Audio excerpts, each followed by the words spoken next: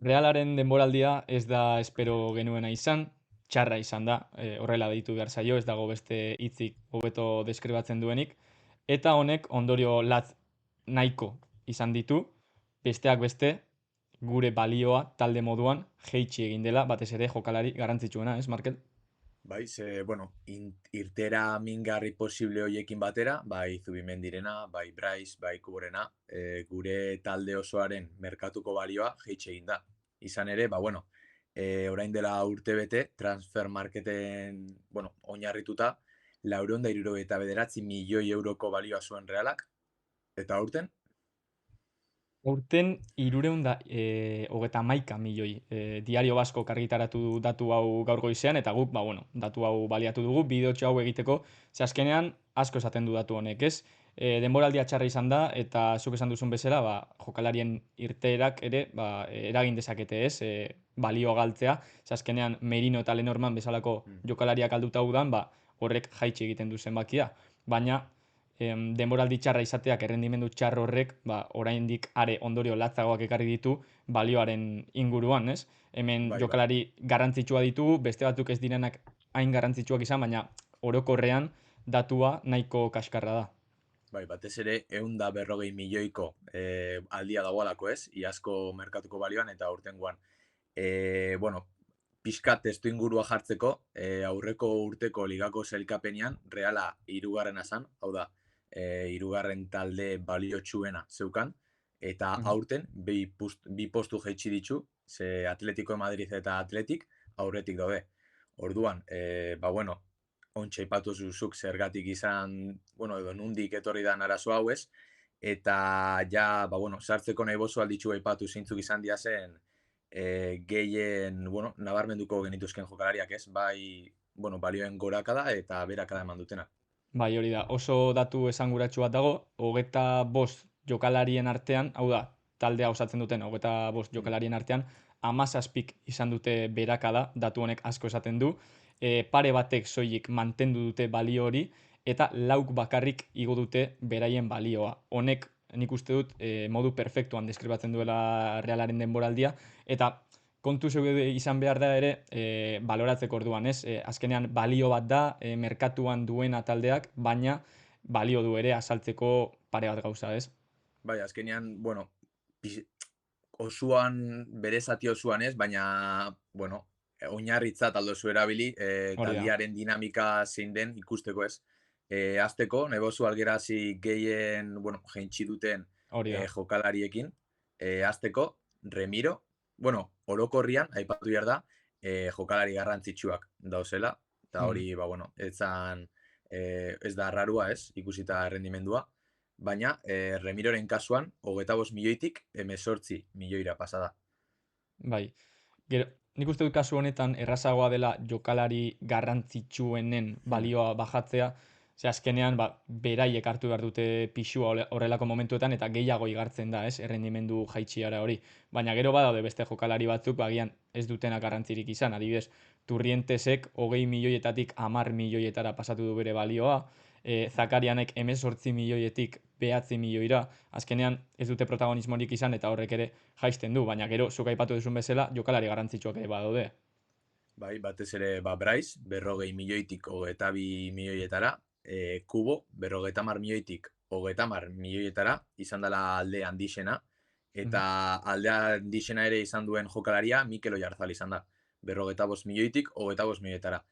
Momentu hontan aldozu galdera bat planteau. Ea, iazko errendimendua eta merkatuko balioa euren, bueno, merkatuko balio erreala da nala ez, edo aurten ja finkautu dian, eta iazko, bueno, denboraldi izan da pixka bat euren prima, ez? Orduan, Bai, ez dakit. hori ez da erreza, baina nahiko esanguratsua da, ze ez dira bost edo 10 milioi, 20 milioieko tartea da, Bai, eta ez da ja gutxi, balio ez? erdisa, osea, Hori da, asko da. balio erdia da, horrek ez du esan nahi, jokalari hau saltzea bazoaz balio horrengatik saldu behar duzula, ez? Adibidez, Hmm, kuboren kasuan, realak kubo nahi badu saldu, ez dauka zertan 30 milioietan saldu orain momentuan, hori da. baina hala ere horrek balio imaginario bat bezalako bat ematen digu, ez? Orduan, bueno, horretxek izan dira gehien jaitsi direnak, baina bueno, badaude, behintzat 3-4 jokalari igo dutenak beraien maila, eta aipatzekoa da, laurak zubietakoak direla. Bai, etxekoak idazela, bueno, imaginatzen genuen jokalari hauen merkatuko balioa igoingo zala, eta holan Bai, izan da. nahiko logikoak dira, ez? Bai, azteko Jon Martin, bere, bueno, bigarren buelta izugarrizkoa izan da, eta hori ba, merkatuko balio hontan erreflejauta ikusi da. Ondoren, Mhm. aldean dixena izan duan jokalaria, eta hau nik bai espero nuan, ez dakizuk espero zenuen. Nik uste dut internazionalki duen erreperkusioarengatik baietz, Bai, baina hala ere nahiko alde nabarmena da, eh? bai, eta Jon Mikel Aranburu da, 5 milioitik 15 milioietara pasa da, eta azkenengo bisak, denboraldi honetan, ba, bere zelai erdiko postu horietan finkotu diazen jokalariak izan dira, bai Jon Ander Olasagasti eta bai Pablo Marin. Bueno, Olasagastiren kasuan 1,2 milioitik 4 milioietara pasa da, eta Pablo Marinen kasuan 1,8 milioitik 8 milioietara. Bai, Marinen kasua nabarmentzekoa da, ze ia 6 milioiko aldea da, eta nik enuke hor utziko, ze europeo, 21 azpiko europeo Bai, on bat egiten badu, igual zifra hori zertxo bait altxatuko da. Eta gero, azkenik ekarri ditugun datuak dira, jada fitxaketenak, ez? Fitxaketak ze egin dute etorri direnetik, edo igo, edo jaitsi. Hor daukago, Luka Zuzitzen balioa, adibidez, mantendu egin dela, 15 milioietan, horri Oskarsonena 5 milioi jaitsi dela, 20tik 15era, eta gero ba, daukagu Sergio Gomezena oso harrigarria iruditu zaigu, baina bai, joan udatik oraingo udara, 20 milioi, osea, bueno, 10etik 20 milioira igo da, hori da. hori da. 10 milioiko aldea, hau da, bikoiztu egin du zifra. Bai, joko olimpiarrak ba, bueno, bertan gertatu zian, ez? Eta Mhm. batez ere, garrantzitsua da ikustia nola bai Luka Zuzitzen kasuan eta Horri Oskarsonen kasuan, realeara iritsi zenean lehenengo bueltan euren merkatuko balioa igoin zuten, eta bigarrengo bueltaren ostian, ba, jeitzin da berriro, ez? Hori Orduan, da. gero, niri laugarren jokalari honek asko harritxu dit, eta da Javi López, ze bere, bueno, balioa mantendu indu, 7,5 milioi, Ez eta da gutxi, eh? 7,5 milioien, ez? Eta, ez dakit kasualitatea dan ala ez, baina utzitako izan dugun jokalari bakarra, izan da, bueno, jaitxera gehien jasanduan jokalaria, ez? Agert, Bai, 17 milioi.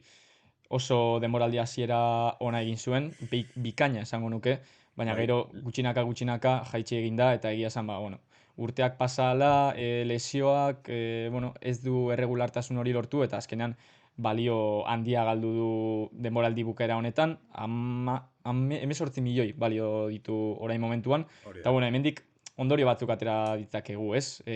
Berriz esango dut, balio hauek pintzekin hartu behar ditugu, ze azkenean enoa esatera imaginarioak direla, baina pixka bat balantzan jarri behar dugu hori. Hori da. Eta hemen bueno, argi dago jokalari garrantzitsuek ez dutela denboraldi ona izan, eta hor balioa nahikotxo joan dela. Eta gero, ba, bueno, azkenean etorkizunerako daukagun jokalariak, ba, gitxinaka balio hori irabazten doazela ere, eta garrantzitsua dela balio hori mantentzea gero beraiekin negozioain egin nahi bada, ez? Bai, batez ere panorama internazional horretan, ba, bueno, Reala bere lekua izan dezake balio handiz izan ezkero, eta hori da ointxe ipatu osun, azkenian, fitxaketen balioa mantentzia gitxienez, garrantzitsua izango da, batez ere, ba, Alitxoren kasua gertatuko balitz bezala, ba, bueno, berdina itxeko ez. Hau da, erosten dut etorkizuna izan dezaken jokalari bat, ikusten dut bere rendimendua, ba, ez dela espero genuena ez, eta saltzea erabakin dugu, ba, gitxi gora bera presio berdinagaitxik. Orduan, kasu horietan realak, ba, bueno, ondorio latzak ez izateko, garrantzitsu izango da jokalari horien balioa mantentzia. Hori da, eta ahaztu izagu komentatzea, baina hemen garrantzitsua iruditzen zait ez nastatzea, ez? Jokalarien balioa ez da realak orain momentuan duen balioa, ze orain dela egun batzuk atera zen datu bat, non reala munduko 30 klub baliosoen artean Hori da. zegoela, eta horrek oso ondo hitz egiten du klub honek izan duen gestioaz azkeneko urteetan, baina kasu honetan ba, jokalarien errendimendu eskasak azken urtean, ba, taldearen balio hori bai jaitsi duela, ez? Bai, osea, argi dau, Reala, Europako talde garrantzitsuenen artean egongo dela, jokalarien balio hori, ba, bueno, handitzian, ez? Ikusi azkenengo urteetan nola Isaken kasuan, bai Odegaard, bai Merino, bai Lenormand, osea, jokalari guzti hauek balio txikia zeukaten eta Realean bider bi, bider hiru eta inkluso bider lau. Merkatuko balio hori lortzera iritsi dira. Orduan, Realaren filosofia hause da, eta ikusiko duea datorren urtean mantenduko dan hori ala ez.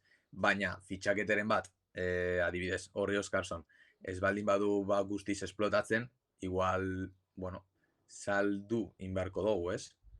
Bai, hor segun eta balioak zer egiten duen, eta segun eta klubak zer nahi duen etorkizunerako. Baina, ikusiko dugu, ez? Bai, momentuz, hause da Realaren merkatuko balioa, eta ea datorren urte denboraldiko hasieran nola dagoen. Hori da.